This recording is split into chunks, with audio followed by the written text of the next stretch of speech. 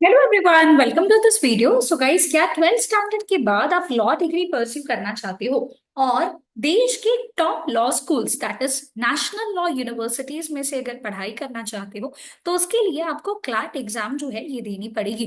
अब CLAT exam जो है एक नेशनल लेवल एंट्रेंस एग्जाम है जो बोर्ड एग्जाम के पहले कंडक्ट करी जाती है। ऐसा क्यों? चलिए टाइमलाइन के फॉर्म में इसको समझ लेते हैं।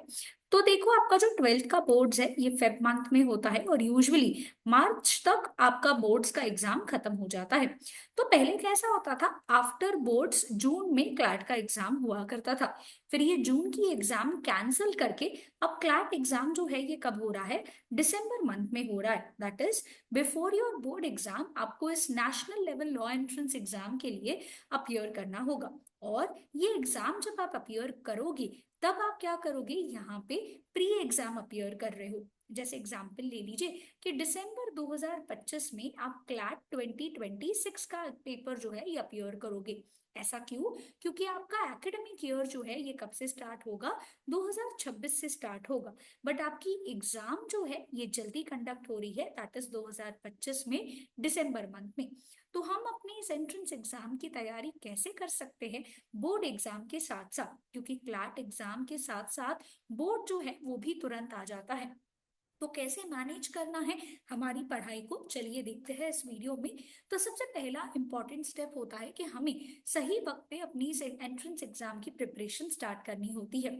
बहुत सारे स्टूडेंट्स ऐसा होता है जब वो अपना 12th स्टैंडर्ड फिनिश कर लेते हैं उसके बाद वो एंट्रेंस एग्जाम की तैयारी स्टार्ट करते हैं। अगर वो क्लैट या फिर देश के टॉप लॉ एंट्रेंस एग्जाम्स के लिए अपियर करके देश के लॉ स्कूल्स में पढ़ना चाहते हैं तो हो सकता है कि बोर्ड एग्जाम खत्म होने तक का जब तक वेट करे तब तक उनके हाथों से 1 ईयर जो है ये लूज हो जाए। ऐसा क्यों? ऐसा इसीलिए क्योंकि मैक्सिमम जो लॉ एंट्रेंस एग्जाम्स है ये बोर्ड एग्जाम के पहले या तो हो जाती है, जैसे कि क्लैट बोर्ड के पहले हो जाता है। एलेट एग्जाम जो एनएलयू दिल्ली का है ये भी बोर्ड के पहले हो जाता है। स्लैट एग्जाम जो सिम्बायोसिस लॉ स्कूल का है ये भी क्या हो जाता है, पहले ही हो जाता है। इसके अलावा जो सीईटी एंट्रेंस एग्जाम है, महाराष्ट्र सीईटी एंट्रेंस एग्जाम, ये बोर्ड के ठीक 1 हफ्ते या 2 हफ्ते बाद होता है। बट इसका रजिस्ट्रेशन बोर्ड एग्जाम के पहले ही क्लोज हो जाता है। तो बहुत जरूरी होता है कि आपको ये पता होना चाहिए कि आपको 12th स्टैंडर्ड के बाद क्या करना है और उसके बाद आप क्या कर सकते हो, अपनी सीईटी या फिर क्लैट, एलिट, स्लैट या और कोई एंट्रेंस एग्जाम की प्रिपरेशन सही वक्त पे कर सकते हो। जल्दी स्टार्ट करोगे तो सफिशिएंट टाइम मिलेगा ताकि हम हमारे जो स्केड्यूल है उसमें हमारे टाइम को क्या कर दे, डिवाइड कर दे। सपोजिंगली अगर हम लोग इनिशियल स्टेजेस में, जैसे एग्जाम्पल ले लीजिए 5 आवर्स पढ़ रहे हैं, तो स्टार्टिंग में अगर बोर्ड एग्जाम दूर है, जैसे कि हमने जून में तैयारी जो है स्टार्ट कर दी, जून 2025 में, या जनवरी 2025 से ही तैयारी स्टार्ट कर दी है, तो ये सबसे बेस्ट होता है। क्यों? क्योंकि अगर क्लैट एग्जाम अपियर कर रहे हो तो पूरा आपको 12 महीना जो है ये मिलता है आपकी प्रिपरेशन के लिए। जब ये टाइम मिलता है तभी जाके आपका प्रिपरेशन सही हो सकता है। या फिर अगर मई में कर रहे हो, फेब में कर रहे हो, तो उस हिसाब से जब आपको टाइम मिलेगा तो आप क्या कर रहे हो, आपका 11th स्टैंडर्ड के साथ साथ प्रैक्टिस कर रहे हो। प्लस जब आपको समर वेकेशन का ब्रेक मिलेगा उसमें भी आप क्या कर पाओगे, अच्छे से तैयारी कर पाओगे। उसके बाद जब 12th का आपका स्टार्ट होगा तब 12th का जब प्रिपरेशन स्टार्ट होता है, इनिशियल डेज पे इतना प्रेशर नहीं होता है तो आप अच्छे से बैलेंस कर पाओगे। एंड जब जब आपका जैसे जैसे टाइम आगे बढ़ता जाएगा तब तक आपका क्लैट का जो बेसिक टॉपिक्स है ये क्लियर हो चुका होगा। तो बहुत इंपॉर्टेंट होता है कि हमें हमारा दिन जो है ये प्लान करना होता है। देखिए, जब तक हम प्लान नहीं करेंगे तो बहुत डिफिकल्टी हो जाएगी। इसीलिए हमें कुछ आवर्स जो है ये डेडिकेट करने होंगे 12th स्टैंडर्ड की पढ़ाई के लिए, और कुछ आवर्स हमें डेडिकेट करने होंगे लॉ एंट्रेंस एग्जाम की पढ़ाई के लिए। हमें सिलेबस के बारे में पूरी जानकारी होनी चाहिए, तब जाके यहाँ पे हम वीक डेज पे अपने कंसेप्ट को बिल्ड कर पाएंगे। एंड फिर वीक एंड्स पे हम लोग क्या कर पाएंगे, एमसीक्यू प्रैक्टिस जो है ये कर पाएंगे। अगर सॉर्टेड है तो फिर उसके बाद हम हमारी पढ़ाई जैसे स्टार्ट करेंगे तो कुछ हाई स्कोरिंग ऐसे एरियाज है जहां पे आपको डे 1 से पढ़ाई करनी पड़ती है। जैसे कि जीके करंट अफेयर, इसके लिए आपको क्या पढ़ना पड़ेगा, न्यूज़पेपर जो है ये पढ़ना पड़ेगा। अब यहाँ पे जब तक न्यूज़पेपर नहीं पढ़ोगे तब तक चीजें सही से नहीं होंगी।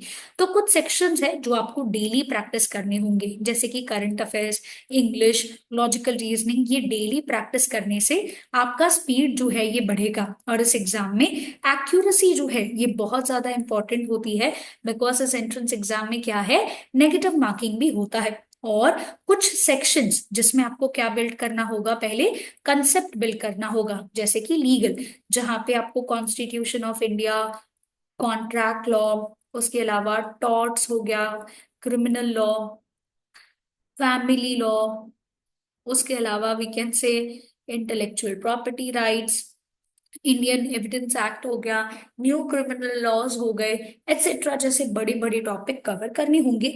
तो ये टॉपिक आप वीक डेज में कंसेप्ट क्लियर करने के बाद वीकेंड्स पे उसका क्या कर सकते हो, एमसीक्यू प्रैक्टिस कर सकते हो।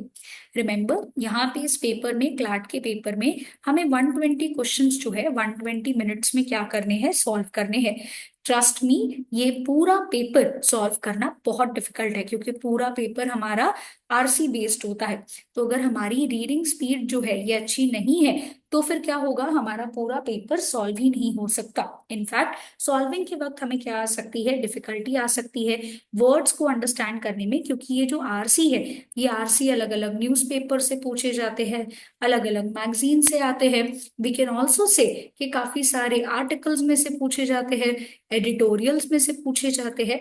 तो इसीलिए हमारी इंग्लिश और हमारा कंसेप्चुअल अंडरस्टैंडिंग जो है टॉपिक्स को लेके, ये बहुत ज्यादा अच्छा होना चाहिए। और इसीलिए जब कंसेप्चुअल अंडरस्टैंडिंग होगा, स्पीड होगी, तब जाके हम पूरा पेपर सॉल्व कर पाएंगे। इसीलिए हर हफ्ते टाइम मैनेजमेंट को समझने के लिए एटलीस्ट एक मॉक टेस्ट जो है ये देना बहुत जरूरी है। एमसीक्यू प्रैक्टिस करना जरूरी है, वो भी डेली बेसिस पे, जहाँ पे टॉपिक वाइज एमसीक्यू सॉल्व करने से क्या होगा, आपके कंसेप्चुअल क्लैरिटी होगी, और फिर पूरा टॉपिक खत्म होने के बाद आपको एक आइडिया आएगा कि कैसे स्पीड मैनेजमेंट करना है।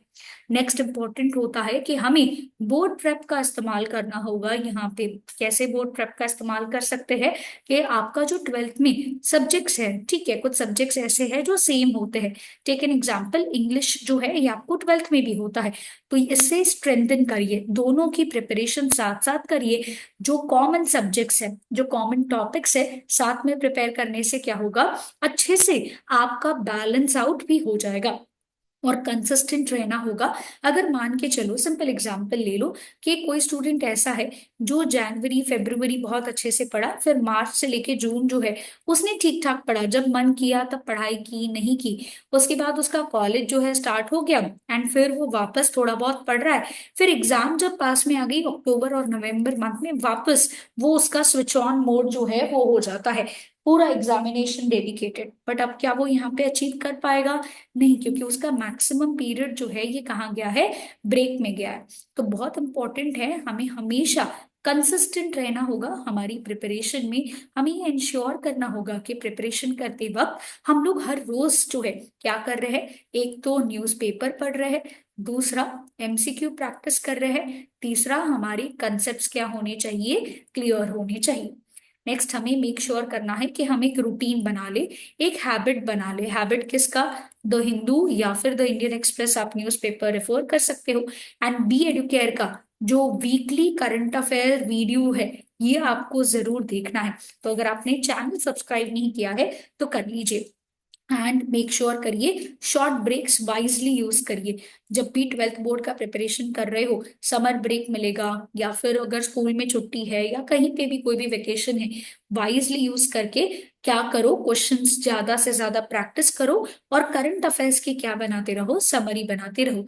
और ओवरलोड मत करना खुद को, जितना ओवरलोड करोगे, जितना ओवर स्ट्रेस करोगे, हो सकता है उसमें आप क्या हो जाओ, यहाँ पे कंफ्यूज हो जाओ, उस वक्त लगे कि शायद ब्रेक लेना सही है। बट ऐसा कभी नहीं करना है, मैनेज करना है। बिकॉज अगर जो है, सिंपल एग्जांपल है, अगर मुझे ये लकड़ी तोड़नी है, तो एक साथ पूरी लकड़ी जो है तोड़ना शायद मुश्किल हो सकता है।